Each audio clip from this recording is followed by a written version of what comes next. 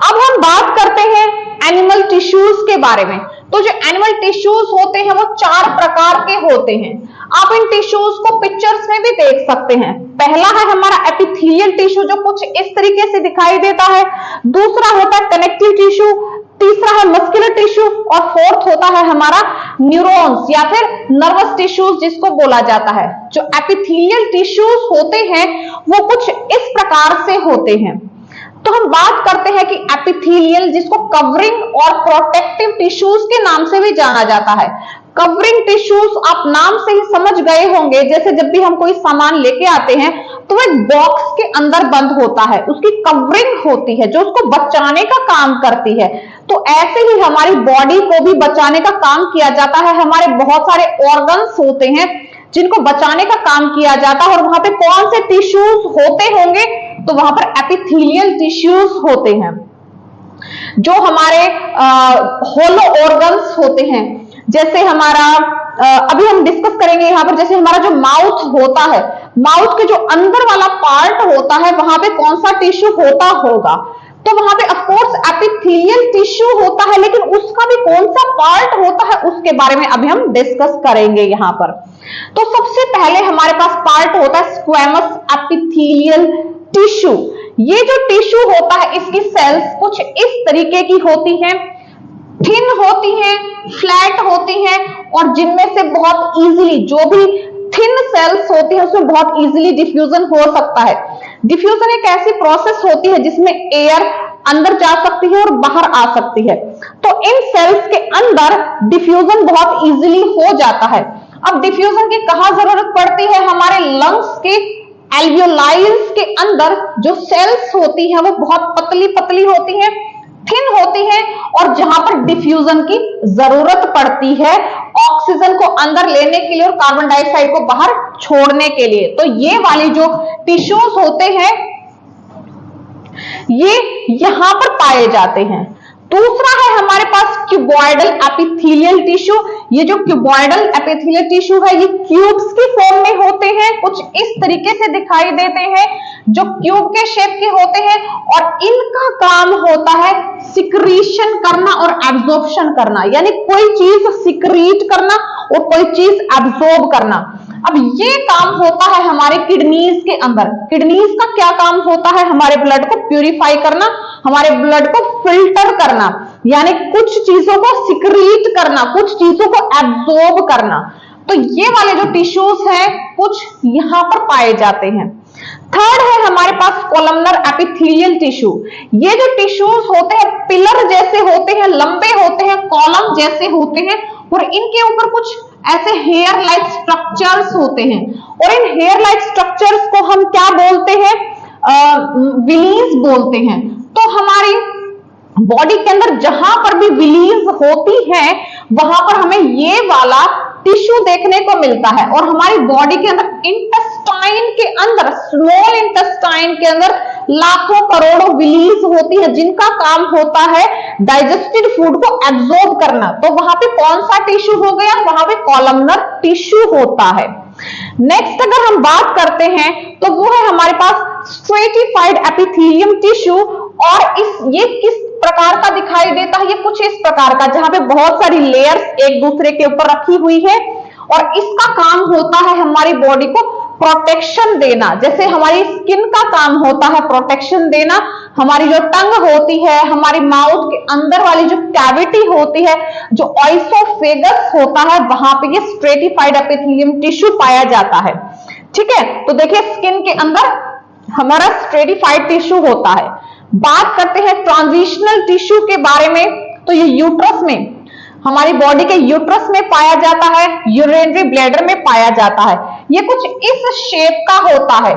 ये जो सेल्स होती है, इस टिश्यू की जो सेल्स होती हैं वो अपनी शेप को चेंज कर सकती हैं और ये स्ट्रेच कर सकती हैं। तो हमारी बॉडी के ऐसे पार्ट्स जो अपनी शेप को चेंज करते हैं या फिर स्ट्रेच कर सकते हैं, जैसे जो यूरिनरी ब्लैडर होता है जहां पे यूरिन स्टोर होता है जिसका साइज बड़ा भी हो सकता है, तो वहां पे कौन सा टिश्यू होता है, तो वहां पे ट्रांजिशनल टिश्यू होता है। क्वेश्चन बन सकता है यहां से कि यूरिनरी ब्लैडर के अंदर कौन सा जो है टिश्यू होता है। क्वेश्चंस आए हैं यहाँ से पहले भी, आगे भी आने के पूरे चांस है। नेक्स्ट है हमारे पास ग्रैंजुलर टिश्यूज। तो ये जो टिश्यूज होते हैं ये कुछ ऐसे टिश्यूज होते हैं जो स्वेट यानी कि पसीना और हमारी बॉडी में ऑयल प्रोडक्शन का काम करते हैं। जैसे जो स्वेट ग्लैंड्स होती हैं वहां पे कौन सा टिश्यू होगा, ग्रैंजुलर होगा। नेक्स्ट है हमारे पास सिलिएटेड कॉलमनर, यानी कि कॉलम्स के फॉर्म में बना हुआ है और यहाँ पे कुछ ऐसे हेयर लाइक स्ट्रक्चर है। सीलिया यहाँ पर है, जो हमारा ट्रैकिया होता है जहां से एयर अंदर जाती है लंग्स के पास, तो ट्रैकिया के अंदर क्या होता है, सीलिया होते हैं, ताकि कोई भी अगर एक्स्ट्रा जर्म हमारी बॉडी में एंटर कर रहा है तो सीलिया उसको रोक दे। और वहां पे कौन सा टिश्यू होता है, वहां पे सिलिएटेड कॉलमनर टिश्यू होता है। तो देखिए हमने यहाँ पर सारे के सारे टिश्यूज के बारे में डिस्कस कर लिया है। आई होप ये टिश्यूज आपको यहाँ पे इजीली समझ आए होंगे। नेक्स्ट हम बात करते हैं कनेक्टिव टिश्यूज के बारे में। कनेक्टिव यानी कि जो हमारी बॉडी को कनेक्ट करने का काम करते हैं। ये हमारी बॉडी में 3 प्रकार के होते हैं, सॉफ्ट मैट्रिक्स, स्केलेटल और मस्कुलर टिश्यूज ये होते हैं। ये देखिए ये भी हमारे कुछ कुछ इस प्रकार से कुछ इन नामों से पाए जाते हैं। स्केलेटल टिश्यूज देखिए और मस्कुलर टिश्यूज आप यहाँ पे देख सकते हैं, जिनको हम 1 बाय 1 यहाँ पे पढ़ने वाले हैं। बात करते हैं सॉफ्ट मैट्रिक्स कनेक्टिव टिश्यूज के बारे में, हम इनके बारे में बात कर रहे हैं। और ये जो टिश्यूज होते हैं ये हमारी बॉडी में बाइंडिंग का काम करते हैं, हमारी बॉडी को बांधने का काम करते हैं। यानी कि जब भी किसी बोन को बोन से मिलाया जाता है या बोन्स को मसल्स से मिलाया जाता है या फिर मसल्स को स्किन से जहां पे मिलाया जाता है और वहां पे जो टिश्यूज होते हैं उनको एरियोलर कनेक्टिव टिश्यूज बोला जाता है, जो 3 प्रकार के होते हैं। सबसे पहले हम बात करते हैं टेंडन्स के बारे में। टेंडन्स का क्या काम होता है, मसल्स को बोन्स से मिलाना। क्वेश्चन आया है, आगे भी आ सकता है कि मसल्स को बोन्स से कौन सा टिश्यू मिलाता है, तो टेंडन मिलाता है। बोन्स को बोन्स से कौन मिलाता है, लिगामेंट मिलाता है। और जो एडिपोस होता है उसका क्या काम होता है, एडिपोस हमारे स्किन के नीचे की तरफ एक लेयर के रूप में प्रेजेंट होता है, जो हमारी बॉडी में इंसुलेटर का काम करता है। इंसुलेटर का काम क्या होता है, जो हमारी बॉडी के टेम्परेचर को मेंटेन कर सके, यानी कि आउटर टेम्परेचर का इतना ज्यादा कोई असर हमारे ऊपर नहीं होने देता है। और ये फैट की लेयर का बना होता है, यहाँ पे फैट जमा होता है इन टिश्यूज के अंदर।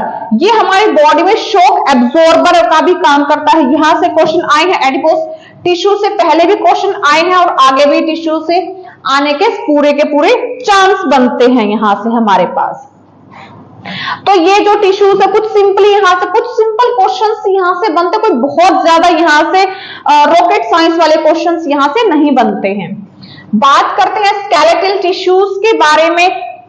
ऐसे टिश्यूज जो हमारी बॉडी को एक ढांचा, स्ट्रक्चर या स्केलेटल प्रोवाइड करते हैं, और इसमें हमारे पास है कार्टिलेज और बोन। अगर हम बात करें हमारी बॉडी का जो पूरा का पूरा ढांचा बना हुआ है, स्ट्रक्चर बना हुआ है, वो बोन्स का बना हुआ है।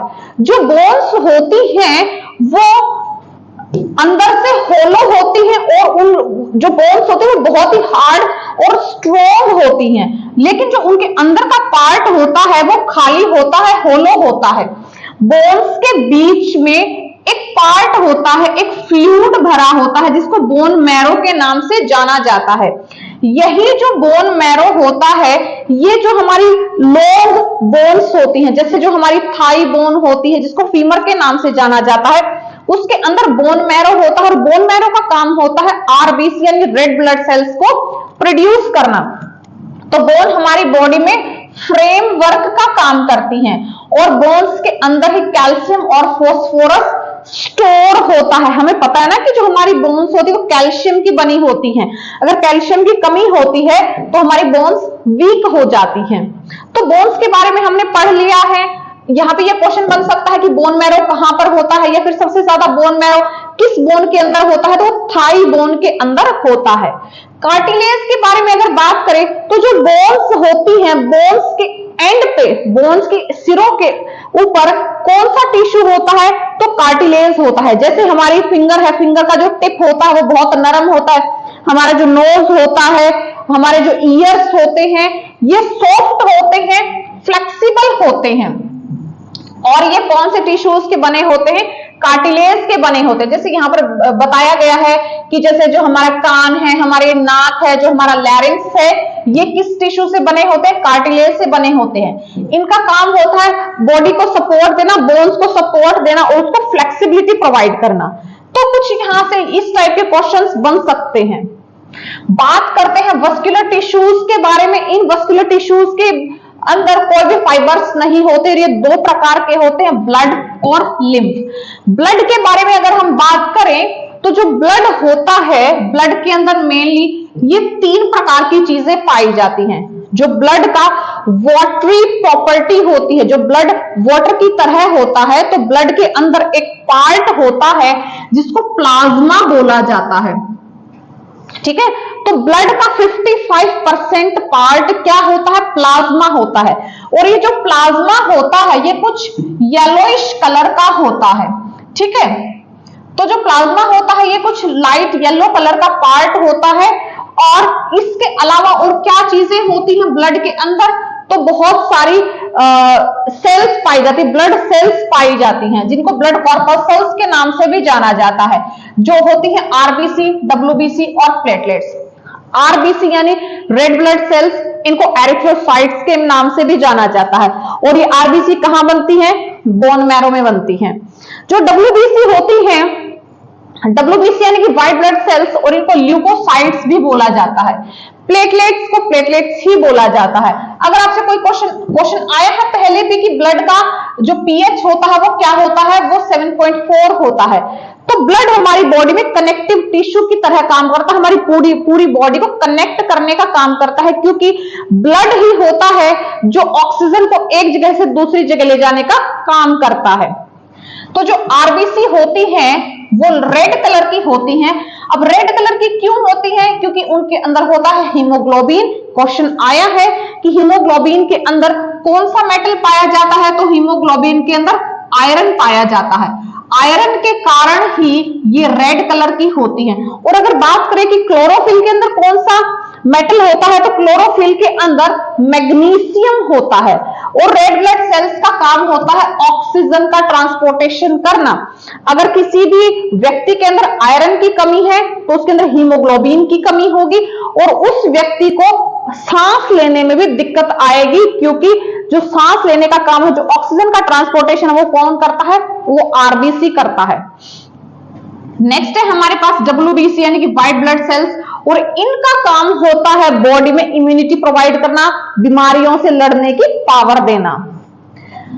नेक्स्ट है प्लेटलेट्स। प्लेटलेट्स का काम होता है ब्लड को क्लॉट करना, यानी कि जब भी हमें चोट लगती है और हमारी बॉडी से खून बहने लगता है तो वो खून बाहर आते ही जमने लग जाता है।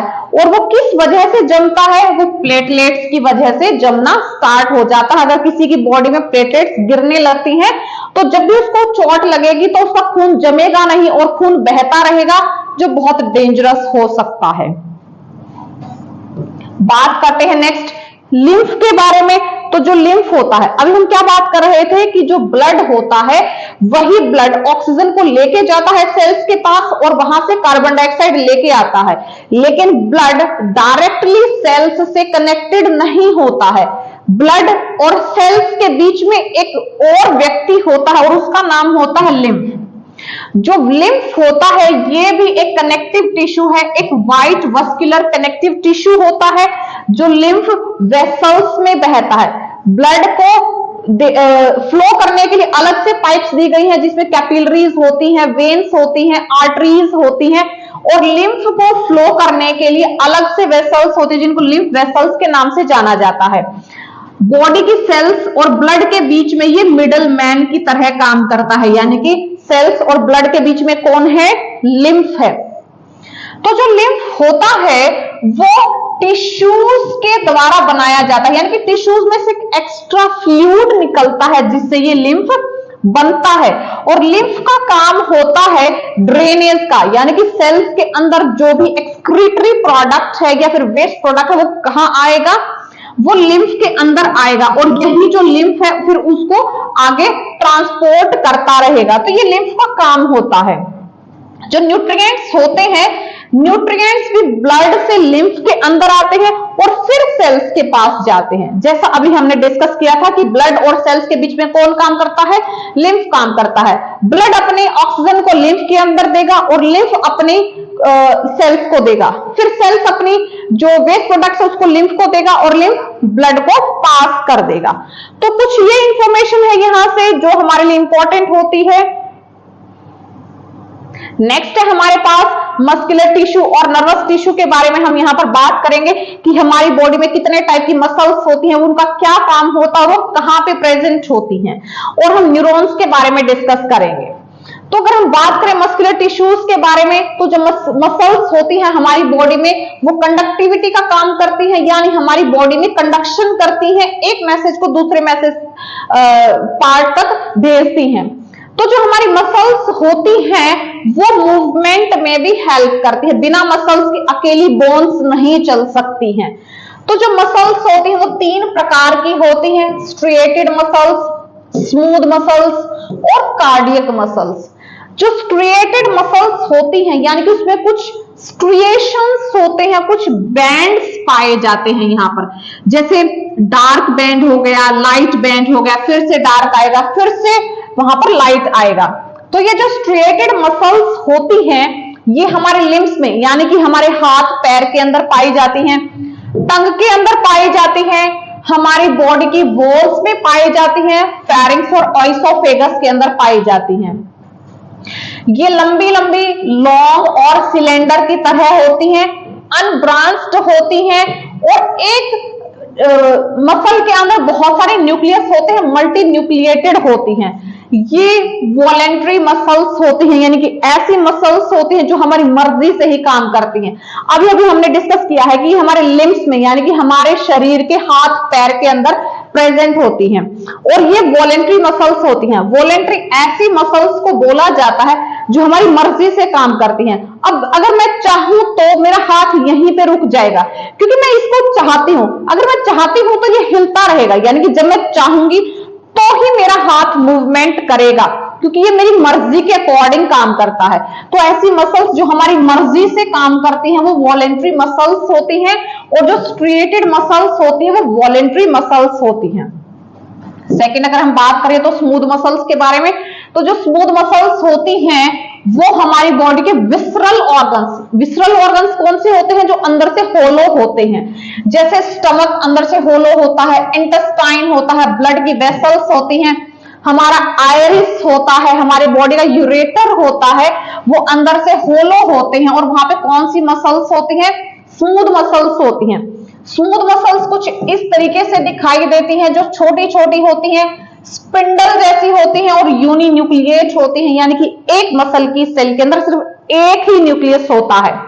और ये इनवॉलेंट्री मसल्स होती हैं, यानी कि ऐसी मसल्स जो हमारी मर्जी के बिना काम करती है, अपने आप ही काम करती हैं, चाहे हम चाहें या ना चाहें, ये अपना काम करती ही रहेंगी। तो ये इनवॉलेंट्री मसल्स होती हैं और हमारी स्मूथ मसल्स इनवॉलेंट्री मसल्स होती हैं। जैसे देखिए हमारी बॉडी, जब हमने खाना खा लिया है और हमने उसको चबाने के बाद निगल लिया है, तो हम चाहें या ना चाहें वो खाना हमारे ऑइसोफेगस से होता हुआ हमारे स्टमक के अंदर पहुंचेगा ही पहुंचेगा। और वो कौन सी मूवमेंट के द्वारा पहुंचता है, पेरिस्टाल्टिक मूवमेंट के द्वारा पहुंचता है, और वहां पे कौन सी मसल्स होती हैं, स्मूथ मसल्स होती हैं या इनवॉलेंट्री मसल्स होती हैं। नेक्स्ट है हमारे पास कार्डियक मसल्स। कार्डियक मसल्स सिर्फ और सिर्फ हार्ट के अंदर यानी कि हमारे दिल के अंदर होती हैं। ये जो मसल्स होते हैं ये स्ट्रिएटेड मसल्स जैसी ही होती हैं, लेकिन ये ब्रांचेस वाली होती हैं और ये यूनिन्यूक्लिएट होती हैं, यानी कि एक सेल के अंदर, एक मसल के अंदर सिर्फ एक ही न्यूक्लियस होता है, और ये भी इनवॉलेंट्री होती हैं। ये दोनों तो जो स्मूथ और कार्डियक होती है ये तो इनवॉलेंट्री होती है, यानी कि अपनी मर्जी से काम करती रहती हैं, लेकिन जो स्ट्रिएटेड होती है वो हमारी मर्जी से काम करती है, यानी कि वॉलेंट्री मसल होती है। तो ये तो आपको बहुत इंपॉर्टेंट चीज है, याद रखने की जरूरत है कि कई सारी सेल्स से मिलकर टिश्यू बनता है, कई टिश्यूज से मिलकर ऑर्गन बनता है, कई ऑर्गन्स से मिलकर ऑर्गन सिस्टम बनता है, और बहुत सारे ऑर्गन सिस्टम्स से मिलकर ऑर्गेनिज्म बनता है। ये भी आपको सीक्वेंस पेपर में देखने को मिल सकता है। बात करें अगर हम नर्वस टिश्यू के बारे में, तो जो नर्वस टिश्यूज होते हैं उनका क्या काम होता है। जैसे अगर हमें किसी से बात करनी है, किसी को हमें कोई मैसेज देना है, तो हम अपने फोन से अपना मैसेज दे सकते हैं। अब हमारी बॉडी में अगर यहाँ पे कोई चोट लगी है, तो ये वाला मैसेज यहां तक पहुंचाने के लिए कौन काम करेगा, तो उसके लिए होते हैं नर्वस टिश्यूज, और नर्वस टिश्यूज नर्व्स के बने होते हैं, न्यूरॉन्स के बने होते हैं। हमारी बॉडी के अंदर बहुत सारे न्यूरॉन्स होते हैं जो कुछ इस तरीके के स्ट्रक्चर वाले होते हैं, और इनका काम होता है मैसेज को ट्रांसफर करना। क्योंकि हमारी बॉडी में कोई फोन तो है नहीं, लेकिन उससे भी पावरफुल चीज है हमारे पास न्यूरॉन्स। तो जो न्यूरॉन्स होते हैं हमारी बॉडी की लॉन्गेस्ट सेल होते हैं, ये कुछ धागे जैसे दिखाई देते हैं, और इनका काम होता है कम्युनिकेशन करना, यानी कि मैसेजेस को ट्रांसफर करना। यहां से यहां तक मैसेज जाएगा और यहां से फिर से यहां तक मैसेज आएगा। जैसे हम किसी भी गर्म चीज को जब टच कर देते हैं तो एकदम से हाथ हमारा वहां से हट जाता है, क्योंकि जैसे ही हमने टच किया तो यहाँ का मैसेज हमारे स्पाइनल कॉर्ड तक गया, और वहां का मैसेज यहां तक आया कि हाथ को हटा लीजिए। तो यहाँ पर कौन काम कर रहा है, न्यूरॉन्स यहाँ पर काम करते हैं। यहाँ पर इंपॉर्टेंट क्या है, वो है न्यूरॉन का स्ट्रक्चर। न्यूरॉन का स्ट्रक्चर कुछ इस तरीके से दिखाई देता है, और इसके 3 मेन पार्ट्स होते हैं। और सबसे पहले वाला पार्ट होता है ये वाला, जिसको सेल बॉडी या फिर साइटोन के नाम से जाना जाता है। दूसरा होता है ये एक्सोन, और तीसरी होती है ये नर्व एंडिंग। सबसे पहले बात करते हैं साइटोन के बारे में, फिर सेल बॉडी के बारे में। तो जो सेल बॉडी होती है उसके बीच में होता है न्यूक्लियस। न्यूक्लियस के बाहर ये आपको जो सेल बॉडी दिखाई दे रही है, इसकी जो ये ब्रांचेस दिखाई दे रही हैं, इन ब्रांचेस को डेंड्राइट्स बोला जाता है। ये बहुत इंपॉर्टेंट होता है। उसके बाद ये जो सेल बॉडी है इसका एक स्टेम होता है, जैसे पेड़ का स्टेम होता है, ऐसे ही ये जो हमारा न्यूरॉन है इसका भी एक स्टेम होता है जो मैसेज को लेके जाता है। उसके बाद ये जो एक्सोन है ये कुछ ब्रांचेस के अंदर डिवाइड हो जाता है, जिसको नर्व एंडिंग बोला जाता है। तो सबसे पहले जो कोई भी मैसेज है वो डेंड्राइट्स के पास आता है, डेंड्राइट्स से सेल बॉडी के पास जाता है, सेल बॉडी से एक्सोन के पास जाता है, और एक्सोन से फिर वो नर्व एंडिंग के पास जाता है। तो हमेशा इस डायरेक्शन में ही जो है मैसेज ट्रांसफर होता है, कभी भी ये डायरेक्शन नहीं होती है। ये भी चीज पेपर के अंदर आई है। तो ये जो एक्सोन है ये स्क्वेंच शेल्स का बना होता है, और जैसे किसी भी वायर के ऊपर, तार के ऊपर प्लास्टिक लिपटा होता है उसको इंसुलेट करने के लिए, ऐसे ही एक्सोन के ऊपर भी माइलिन की एक शीट होती है उसको इंसुलेट करने के लिए। तो इस प्रकार से न्यूरॉन्स होते हैं, एक के पीछे एक न्यूरॉन लगा होता है मैसेज को ट्रांसफर करने के लिए। 2 न्यूरॉन्स के बीच में, इसके पीछे जो न्यूरॉन होगा उन दोनों न्यूरॉन्स के बीच में थोड़ा सा स्पेस होता है, थोड़ा सा गैप होता है, जिसको सिनेप्स के नाम से जाना जाता है। तो यहां पर हम देख चुके हैं न्यूरॉन के स्ट्रक्चर के बारे में कि जो मैसेज है वो कैसे जाएगा, किस डायरेक्शन में जाएगा, और जो 2 न्यूरॉन्स है वो कैसे काम करते हैं। तो ये सारी चीजों के बारे में हम यहाँ पर डिस्कस कर चुके हैं। तो ये हमारा टॉपिक था, ये हमारा चैप्टर था टिश्यूज के बारे में, जहां पे हमने हर टाइप के टिश्यू के बारे में डिस्कस किया है। आई होप आपके सभी कॉन्सेप्ट और सभी टर्म्स यहाँ पे क्लियर हुई होंगी। Thanks for watching, all the best.